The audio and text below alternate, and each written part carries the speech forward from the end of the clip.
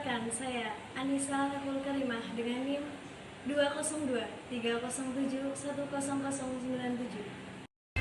Perkenalkan, nama saya Melani Azhar Hamzah dengan NIM 202307101092. Di sini saya akan menjelaskan tentang pengertian bersifat konsekuensial, yaitu salah satu prinsip komunikasi yang menjelaskan bagaimana komunikasi itu melibatkan respon sebagai bukti bahwa pesan telah dikirimkan dan diterima. Ada pula komunikasi dalam bentuk ini bersifat dua arah, yaitu komunikator dan komunikan.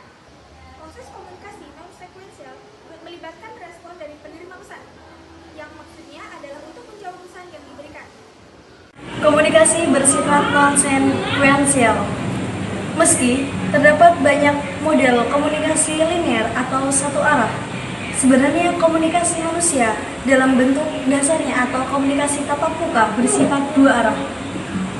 Ketika seseorang berbicara kepada seseorang lainnya atau kepada kelompok orang yang seperti dalam rapat atau kuliah, sebetulnya komunikasi itu bercakap dalam dua arah. Karena orang-orang yang kita anggap sebagai pendengar atau penerima pesan sebenarnya juga menjadi pemberi pesan pada saat yang sama, yaitu lewat perilaku nonverbal mereka.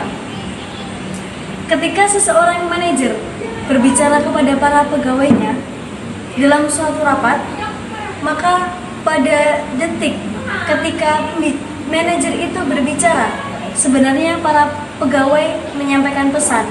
Misalnya, dalam bentuk anggukan kepala sebagai tanda mengerti atau setuju.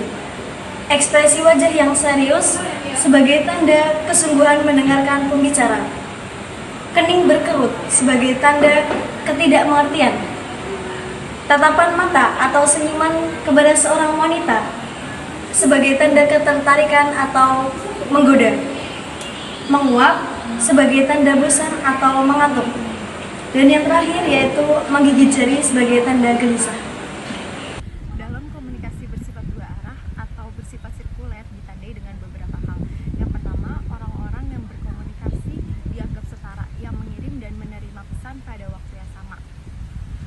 Proses komunikasi berlangsung timbal balik atau dua arah, dan dalam prakteknya tidak dapat dibedakan antara pesan dan umpan balik. Yang terakhir, komunikasi yang terjadi sebenarnya jauh lebih rumit. Misalnya komunikasi antara dua orang yang sebenarnya secara selimutan melibatkan komunikasi dengan diri sendiri atau berpikir untuk menanggapi pihak lain, yang dapat dipahami bahwa komunikasi pada dasarnya ialah dua arah, tidak ada komunikasi satu arah. Karena pada saat kita berbicara atau berkomunikasi, pendengar pasti akan memberikan respon atau balasan berbicara ataupun balasan secara nonverbal.